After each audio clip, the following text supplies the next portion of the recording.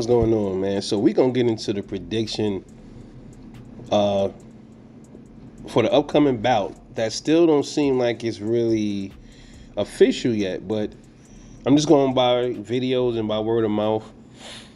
The fight between Errol Spence Jr. and Sebastian Fundora that's supposed to take place in October. Not sure what day, anything like that, but it's supposed to take place in October. Errol Spence has moved up in weight to 154 pounds.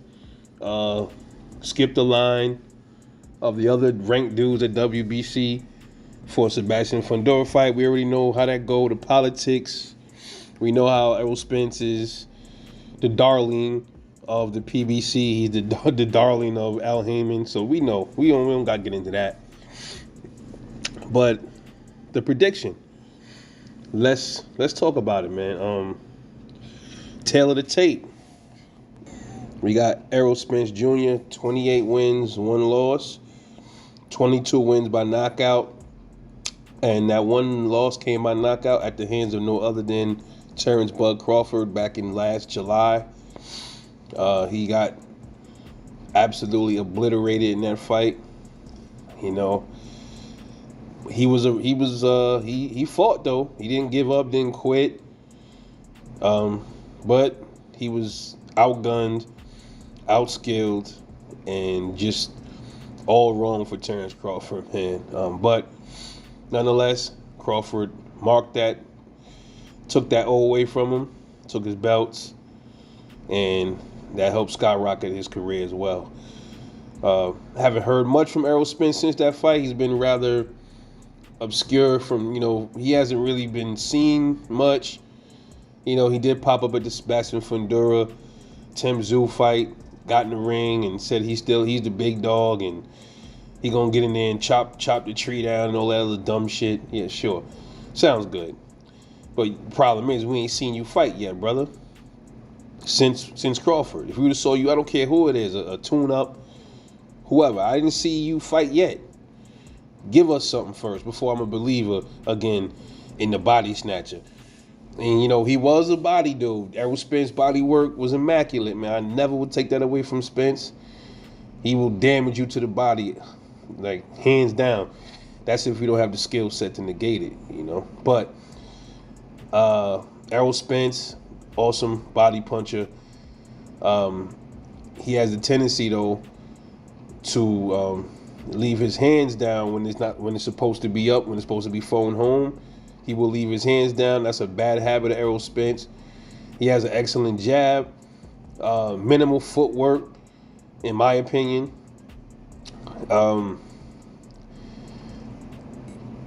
He just to me, I always thought he was a basic fighter, bro. I never held him up to the standards of a Terrence Crawford, like somebody that can do it all. He just not. He's not a fighter that can do it all, and if he can, he doesn't do it well, in my opinion. It's just my observations, man, my honest opinion. It's the same way you dudes that don't like Crawford, y'all say the same thing about him. It is what it is. So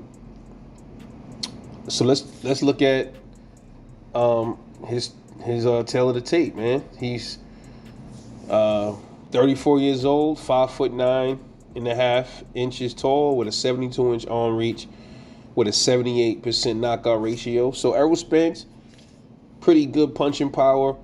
Terrence Crawford says he didn't really feel Errol Spence's power. He said he got hit and he was like, "Oh, that's all? That's it?" And Crawford don't get off as a guy that will fake anything like that. If somebody could crack, he'd tell you they could crack. I believe he would. I don't think he would fake anything like that. Now, Sebastian Fundora, 21 wins, 1 loss, 1 draw, 13 wins by knockout, 1 loss by knockout, came at the hands of Brian Mendoza. Awesome fight. That took place back in April 2023. Okay. Good fight. Very good fight. One thing I'll say about Fundora, he's learning a lot from these fights, man. That's the scary thing, because his first knockdown came at the hands of Erickson Lubin. He's learned a lot from those knockdowns. Being knocked down is not a bad thing, even for like an Errol Spence. But the problem is, man, It's not like Spence got knocked down and came back and won and knocked down Crawford and beat him. He lost and he got knocked down repeatedly, like badly hurt. Fundora, he got knocked down, came back and stopped losing. He learned from that. Brian Mendoza, he got knocked out in that fight, and I'm pretty sure he learned from that. And then in the Tim Tszyu fight, he learned that, shit, I can fight with a broken nose, blood streaming through my throat. He's learning, when you go through shit like that, you learn a lot from shit, man. You learn. And I think he's taking little bits and pieces of every fight that he's learning from, and he's just toughening them up. Some fighters, they go through certain things and it make them gun shy. Like if a fighter lose and he get beat up bad in the fight, and he lose and he get bloodied up, that take a lot out of their psyche. But if they get beat up and battered and then they win, that does a lot for them. That's just my thing. But Sebastian Fundora, excellent fighter, and he's 6'5" and a half inches tall, 80-inch arm reach, 26 years old with a 61% knockout ratio. Not a big gigantic puncher, but he has some good punching power. Pretty 60% knockout ratio is pretty good, man. That mean you got some heat behind them punches. It's not like some better BF heat, but it's heat. It's enough heat to keep people honest. You know what I mean? So he's a strong kid. He's an excellent inside fighter. Besides the defense, offensively, yeah. Defensively, no. He does have a jab, but he doesn't utilize it much. He's just starting to learn to utilize it. He fights short, which is a big issue with Sebastian Fundora. He doesn't really use his footwork, minimal footwork, if at all. Sometimes, his chin is straight in the air. For him to be that tall, that's not good. So he don't really tuck his chin much. And then his defense needs a lot of work too. He needs head movement. And the same thing Errol Spence suffered from. They don't move their head. And that could be a bad thing for both of them, but especially Errol Spence. He's going to have to move that head in that fight. You saw what happened with Tim Tszyu. Fundora, I don't know what the hell he got, what his elbows are made of, what kind of, he got adamantium in his elbows. I don't know what the fuck he got in there, but Spence going to have to watch out for those elbows. And it's not like it was done intentionally. He's just so tall, his elbows is in the air, probably come right up to the bottom of somebody's head that's the same height as Tim Tszyu. So it's like, if you don't watch them elbows, that could happen, Let me look at the last 3 fights from these dudes. For Sebastian's last 3 fights, Tim Tszyu, Brian Mendoza, and Carlos Ocampo. He didn't really learn much from the Ocampo fight. He didn't learn much from that fight because he got him out of there. He went the distance with Ocampo. He didn't get him out of there. I'm tripping. I'm thinking about Tim Tszyu. But he got, I don't know, he went the distance with Ocampo. That's crazy. I don't know if he wanted to go the distance with him or he couldn't get him up out of there, but yeah, he went the distance with Carlos Ocampo, man. That's crazy. Spence got him out of there quick, and so did Tim Tszyu. But Spence got him out at a lower weight class. Tim Tszyu got him out at a higher weight class. That should tell you a lot. But I'm not shit, man. He went the distance with Ocampo's. I seen the fight. I mean, it was just it was a scrap. It almost was like a 12-round spar, if you ask me. He looked all right. He didn't look spectacular in that fight. Brian Mendoza fight, he showed a lot of flaws in that fight too, that got him knocked out. Like I just got through saying, the non-head movement, the lack of defense. But the Erickson Lubin fight, same deal, but he had a lot more grit, and he was able to stop Lubin. So to me, his best performance out of all of those fights, I would have to say the Lubin fight. Now going over to Errol Spence Jr., his last 3 fights, obviously Terrence Crawford, Yordenis Ugas, and Danny Garcia. Danny Garcia fight was his comeback fight after the car accident. Many were questioning Errol Spence Was he back? Can he handle Danny Garcia, somebody of that caliber, after coming off of a wreck like that? Errol Spence went in there, did what he had to do, did his thing. There was some moments that Danny had in there. He tapped Errol to the body a couple times. I don't think Errol really liked it much. But Danny Garcia, he's not a real big puncher up at welterweight. So his shine was at 140. So he didn't really carry his power like that, Danny Garcia. Nonetheless, Errol did good especially towards the mid half of the fight. Uh, he started really turning it up on Danny, really tearing him up, pushing him to the ropes, hitting him to the body, hitting him to the top, ultimately to get the win. Danny is tough, so he weathered the storm, but his face at the end of that fight showed you all you needed to know. Pretty good performance by Errol Spence, considering coming off a car wreck. Yordenis Ugas,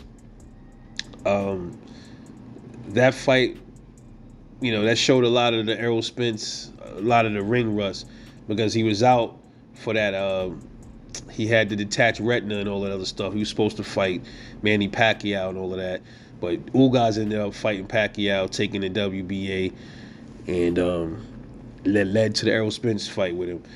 Errol got rocked a few times in that fight, and people was kind of questioning that, like, yo, dude, not even just the mouthpiece part. It was just a lot of, he just seemed real off. Like, he just didn't seem like, like the rust, he just didn't seem, I'm not going to say he didn't seem like a good fighter. He just didn't seem like, his bearings was all there, man. Put it like that. I'm not going to make no excuses, though, because he did whoop on Danny Garcia. So what happened between the Danny Garcia fight and the Yordenis Ugas fight? Because he declined, in my opinion, from that Danny fight to the Ugas fight. And I'm thinking, man, it wasn't that accident. It's all that other shit he was doing out the ring, the drinking. That could be part of it, man. But he definitely had some moments, some scary moments for his fans in that ring against Ugas. But ultimately, he persevered through it, and you started seeing a lot of the old Errol Spence. He started coming up, tearing up Ugas to the body. Ugas decided to stand there and trade with Errol Spence, which was a serious mistake, and he paid for it with his eye and his ribs. That simple. Besides the little rocky performance by Errol Spence, I think that was a top-notch performance by Errol Spence. He did better in that fight than he did against Danny Garcia, in my opinion, but he still seemed a little off, and I think that was from, I'm not using that car accident shit, because when he fought Danny Garcia, everybody was saying Errol Spence was back. So I'm not gonna use that car crash shit. I'm gonna use the drugs and all that other that little goofy shit he was doing outside the ring. We're gonna use that. Nonetheless, that's no excuse. You a pro fighter. You know what you're supposed to do. No excuses, man. Period. Then the Terrence Crawford fight. We already know what happened in that fight.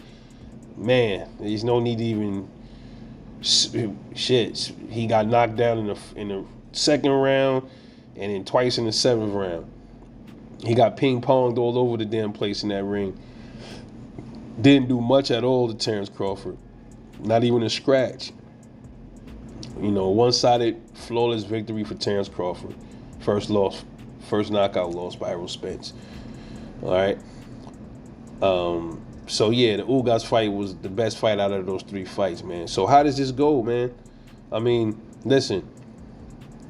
Errol's been out. If he fights Fundora in October, that would make a year and 3 months? Yeah, a year and 3 months. That is not enough activity for me, man, to be a believer in Errol Spence, bro.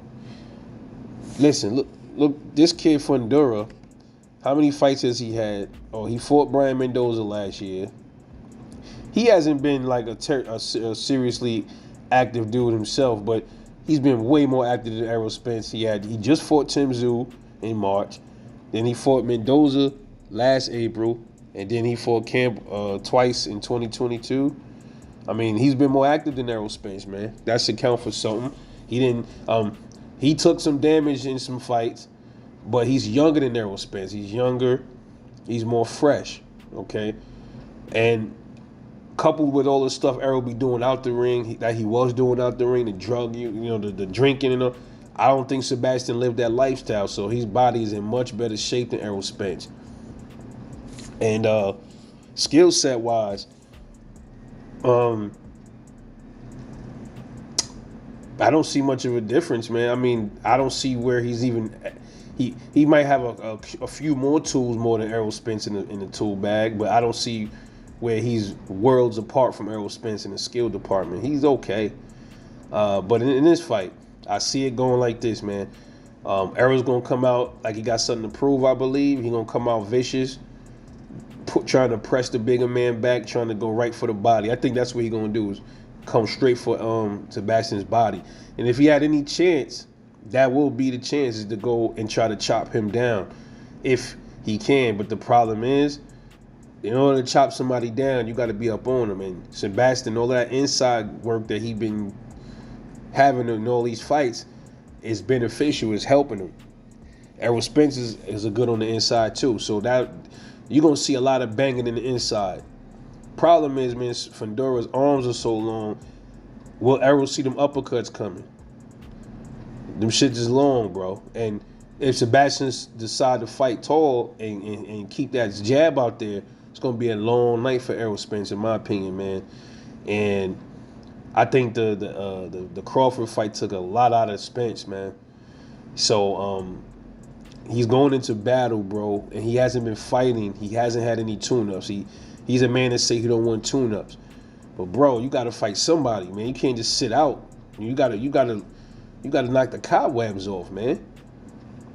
Just going to the gym ain't enough. You got to get in the ring and actually fight, man. And he ain't been doing that. So I can't give him the win in this fight, bro. If he was a little more active, he probably would have had a better chance. And if he didn't, take that beating like he did against Crawford, I probably would give him a better chance. But mainly the inactivity is a big thing for me. That's a concern. All right. And so I got Fundora turning it up on Errol Spence, probably frustrating him, trying to keep it tall at first, and then have Errol lure Errol in, and then you're gonna see a lot of action is gonna be up close. You're gonna see a lot of body action from both these dudes.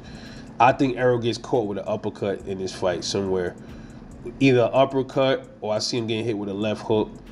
And I see Errol getting knocked out, bro. I see him getting knocked out late. I think maybe 11th round. I'll give Errol the 11th round because Crawford is more skilled, way more skilled than